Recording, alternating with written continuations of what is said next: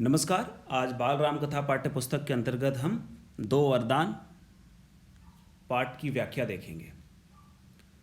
आइए पाठ प्रारंभ करते हैं।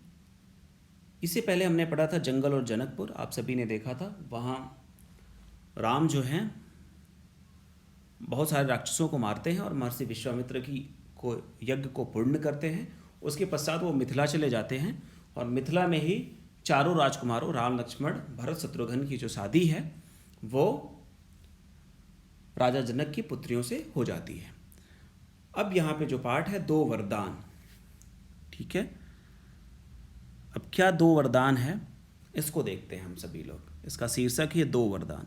ये दो वरदान जो हैं रानी कैकेयी जो है महाराजा दशरथ से मांगती है, ठीक है।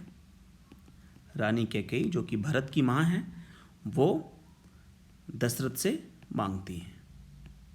एक तरह से ये प्रॉमिस ही है जिसको पूर्ण करना होता है, प्रतिज्ञा जैसा हो जाता है जिसको पूर्ण करना पड़ता है। तो वो क्या वरदान है जब हम इस पाठ को पढ़ेंगे तो जानेंगे। पाठ प्रारंभ करते हैं। राजा दशरथ के जो मन में राम के राज्याभिषेक की इच्छा बची हुई थी कि राज्य का अभिषेक मतलब किंग बनाने से पहले का जो प्रक्रिया है वो कर दिया जाए, और राम इनके सबसे अधिक प्रिय थे, इसलिए वो राम को ही राजा बनाना चाहते थे, उनका ही राज्याभिषेक करना चाहते थे। दशरथ के लिए राम प्राणों से प्यारे थे। राजा दशरथ बूढ़े हो गए थे। राजा दशरथ ने मुनि वशिष्ठ से विचार विमर्श किया, डिस्कस किया और राजकाज राम को सौंपने का निश्चय किया। समस्त सभा ने राजा दशरथ के प्रस्ताव का स्वागत किया। राजा जनक ने कहा, शुभ काम में देरी नहीं होनी चाहिए, जो अच्छे काम है उसमें बहुत लेट नहीं करना चाहिए। मेरी इच्छा है कि राम का राज्याभिषेक कल सुबह कर दिया जाए, ठीक है। राज्याभिषेक की तैयारी होने लगी। उस समय भरत और शत्रुघ्न कौन है आप सभी को पता है, राम लक्ष्मण भरत शत्रुघ्न। तो भरत और शत्रुघ्न जो थे वो अयोध्या में नहीं थे, वे अपने ननिहाल मतलब अपने नाना के गांव गए हुए थे। भरत को अयोध्या की घटनाओं की सूचना नहीं थी, क्या हो रहा है अयोध्या में भरत को नहीं पता था। उन्हें राज्याभिषेक की भी सूचना नहीं थी कि राम का राज्याभिषेक हो रहा है, ये भी उन्हें सूचना नहीं थी। राज्याभिषेक की तैयारियां कैकेयी की दासी मंथरा, अब ध्यान देंगे सभी लोग, कैकेयी हैं ये, महाराजा दशरथ हैं ये, और उनकी एक दासी है कैकेयी की मतलब सर्वेंट, ये है मंथरा, ठीक है। ये है कैकेयी, ये है राजा दशरथ।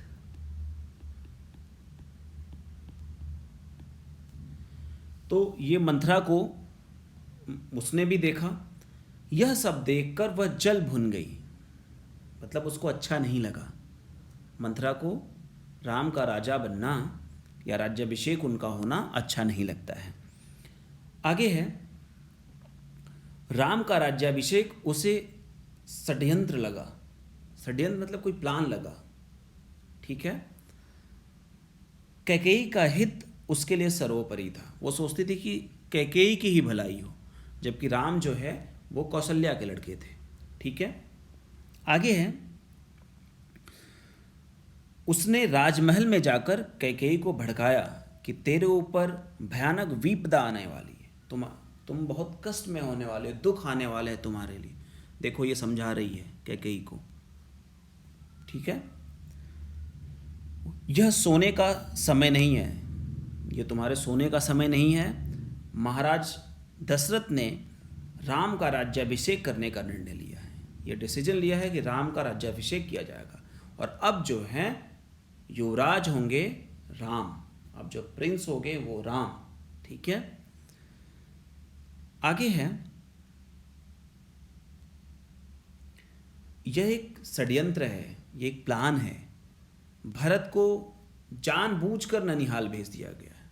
भरत कौन था? कैकेयी का पुत्र।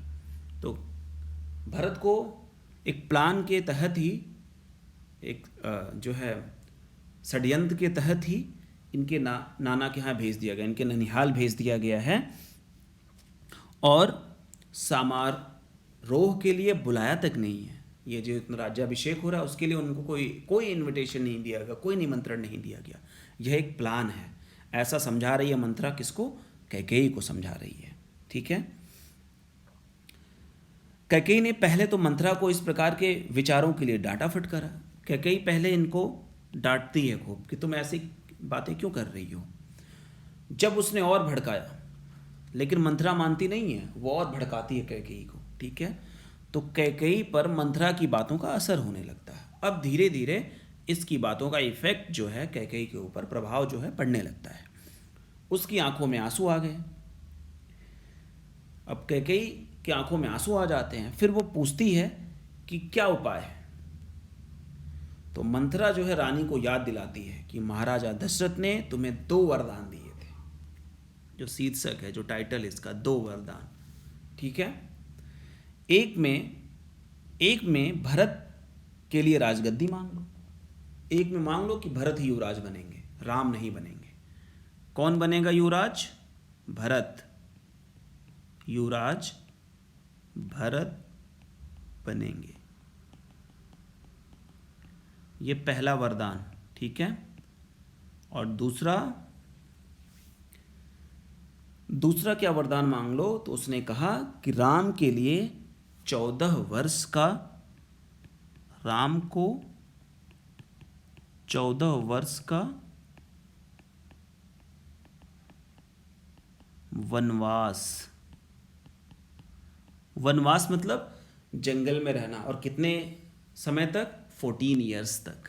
तो पहला में जो अयोध्या के किंग या प्रिंस बनेंगे, युवराज भरत बनेंगे, और राम जो है वो 14 ईयर्स के लिए फॉरेस्ट चले जाएंगे, जंगल में चले जाएंगे। ठीक है। तो ये 2 वरदान जो है महाराजा दशरथ से आप मांग दीजिए। ठीक है। उसे मंत्रा की बात ठीक लगती है। अब समस्या यह थी कि यह बात दशरथ से कैसे कहें। लेकिन ये जो 2 वरदान है वो दशरथ से कैसे कहा जाए। तो मंत्रा जो है फिर बताती है ये कि तुम मैले कपड़े, डर्टी जो है कपड़े पहनकर कोप भवन में चली जाओ। कोप भवन क्या होता है? तो पहले जो किंग होते थे उनके महल में, उनके पैलेस में एक ऐसा रूम होता था जो कि जब कोई गुस्सा होता था तो उस भवन में जाके रहता था। उसी को कोप भवन कहते थे। उसी रूम में जाके रहते थे।